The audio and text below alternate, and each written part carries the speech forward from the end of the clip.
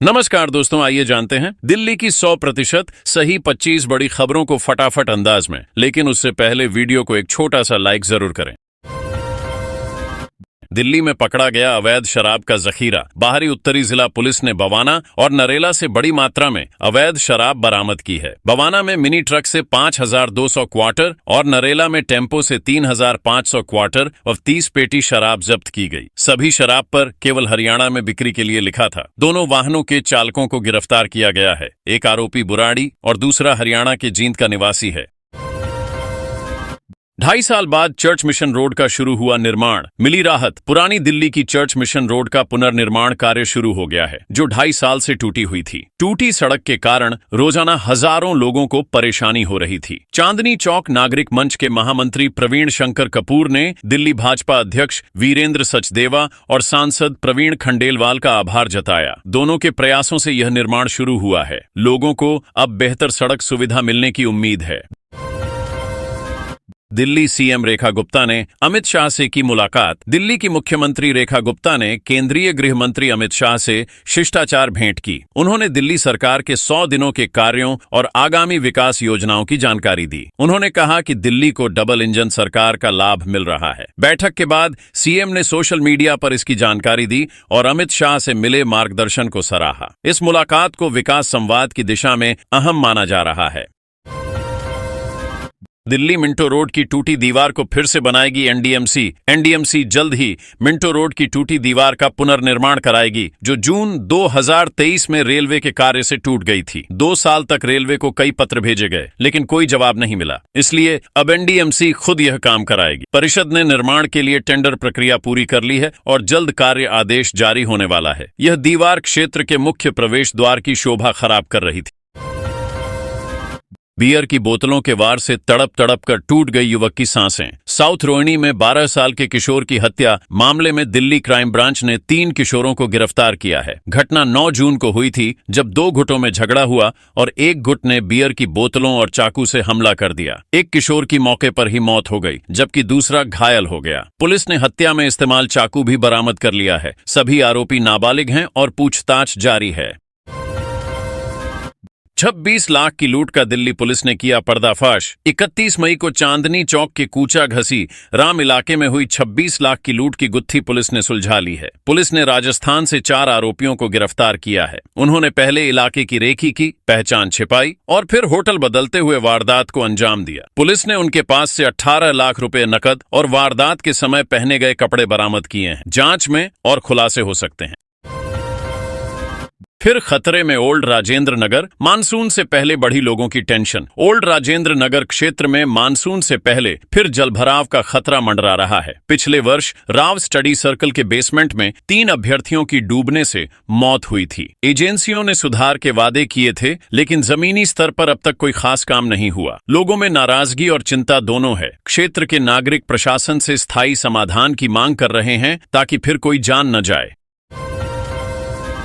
Rajputana rifles के सैनिकों का नाले से होकर गुजरना नहीं स्वीकार। राजपूताना राइफल्स के सैनिकों को रोज रिंग रोड के नीचे गंदे नाले से गुजरना पड़ता है, जिससे उनका मार्च करना मुश्किल होता है। दिल्ली हाई कोर्ट ने इसे गंभीर मुद्दा मानते हुए अधिकारियों को फुट ओवर ब्रिज की योजना पेश करने का आदेश दिया है। कोर्ट ने यह भी कहा कि सैनिकों की गरिमा बनाए रखना जरूरी है। अब संबंधित विभागों से विस्तृत रिपोर्ट मांगी गई है और जल्द निर्माण की दिशा में कदम उठाने होंगे। सहरसा गरीब रथ 6 घंटे की देरी से होगी रवाना। बुधवार को दिल्ली आने वाली लंबी दूरी की कई ट्रेनें 6 से 10 घंटे की देरी से चल रही हैं। इसके कारण वापसी की ट्रेनों के प्रस्थान समय में भी बदलाव किया गया है। आनंद विहार टर्मिनल सहरसा गरीब रथ, जो सुबह 5 बजे चलनी थी, अब 6 घंटे देर से सुबह 11 बजे चलेगी। वहीं पुरानी दिल्ली गया सुपरफास्ट 1 घंटे से अधिक की देरी से रवाना होगी। देरी का कारण मौसम और ट्रैफिक कंजेशन बताया जा रहा है।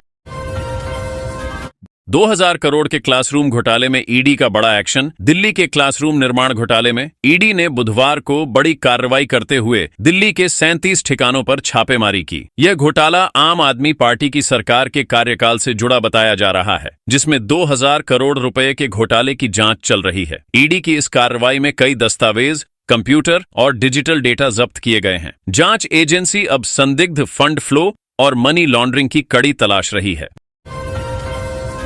दिल्ली पर मंडरा रहा बढ़ते ओजोन प्रदूषण का खतरा। सीएसई की रिपोर्ट के अनुसार इस बार गर्मियों में दिल्ली में ओजोन प्रदूषण का स्तर लगभग हर दिन सुरक्षित सीमा से ऊपर रहा। दिल्ली और इसके आसपास के क्षेत्रों में ओजोन की मात्रा चिंताजनक रूप से बढ़ी है। रिपोर्ट में बताया गया कि लगातार गर्मी, वाहनों का उत्सर्जन और निर्माण कार्य इसका कारण है। विशेषज्ञों ने इसे फेफड़ों के लिए खतरनाक बताया है। रिपोर्ट ने सरकार को तत्काल कड़े कदम उठाने की सिफारिश की है।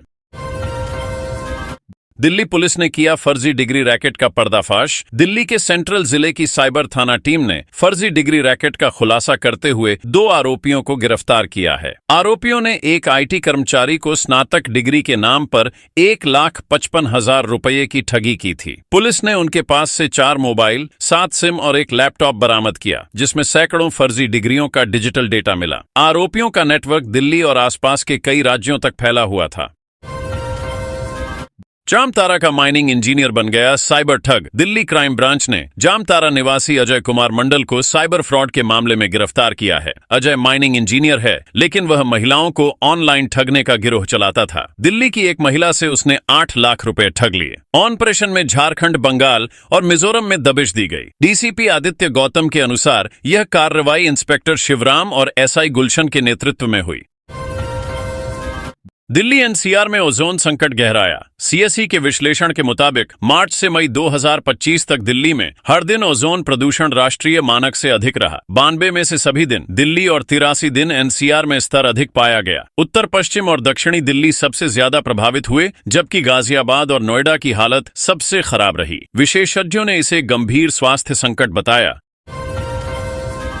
देश में 100 से अधिक लोगों को ठगने वाले साइबर ठग गिरोह का हुआ भंडाफोड़। दिल्ली पुलिस की साइबर सेल ने एक संगठित साइबर ठग गिरोह का भंडाफोड़ करते हुए 2 आरोपियों को गिरफ्तार किया है। गिरोह फर्जी loan call centre, telecom fraud और सेक्सटॉर्शन जैसे अपराधों में लिप्त था। गिरफ्तार आरोपियों में एक पीओएस एजेंट और दूसरा फर्जी बैंक खाता सप्लायर है। पुलिस का कहना है कि इस गिरोह ने देश भर में 100 से अधिक लोगों को शिकार बनाया था। आयुष्मान आरोग्य मंदिर में सिर्फ इलाज ही नहीं, होगा एक और काम। यमुना पार्क क्षेत्र में मंगलवार को कई स्थानों पर आयुष्मान आरोग्य मंदिरों का उद्घाटन किया गया। इन केंद्रों में मरीजों को मुफ्त इलाज के साथ साथ स्वास्थ्य परामर्श और जांच सुविधाएं मिलेंगी। उद्घाटन केंद्रीय मंत्री, सांसद और विधायकों की उपस्थिति में हुआ। हालांकि उद्घाटन वाले दिन मरीजों का इलाज शुरू नहीं हो सका। आने वाले दिनों में आम नागरिकों को इन मंदिरों से लाभ उठाने की प्रक्रिया ऑनलाइन और ऑफलाइन दोनों माध्यमों से शुरू की जाएगी। चांदनी चौक डकैती मामले में पुलिस ने 3 आरोपियों को धर दबोचा। चांदनी चौक के कूचा घासीराम में हुई 26 लाख की डकैती के मामले में दिल्ली पुलिस ने 3 आरोपियों को राजस्थान से गिरफ्तार किया है। आरोपियों ने एक व्यापारी को बंधक बनाकर डकैती की थी। पुलिस ने 250 सीसीटीवी फुटेज खंगालकर उनकी पहचान की। उनकी निशानदेही पर 18 लाख रुपए की बरामदगी हुई है। गिरफ्तार आरोपी पेशेवर अपराधी हैं और पहले भी कई वारदातों में शामिल रह चुके हैं। करोल बाग में 218 परिवारों के घरों पर चलेगा बुलडोजर। करोल बाग स्थित आयुर्वेदिक और यूनानी तिब्बिया कॉलेज परिसर में रह रहे 218 शरणार्थी परिवारों को दिल्ली सरकार ने जमीन खाली करने का आदेश दिया है। ये परिवार पिछले 40 वर्षों से यहाँ रह रहे हैं और अब खुद को बेघर होने के डर में महसूस कर रहे हैं। परिवारों का कहना है कि बिना पुनर्वास के उन्हें हटाया जाना अन्यायपूर्ण है। इस फैसले से क्षेत्र में असमंजस और विरोध का माहौल है।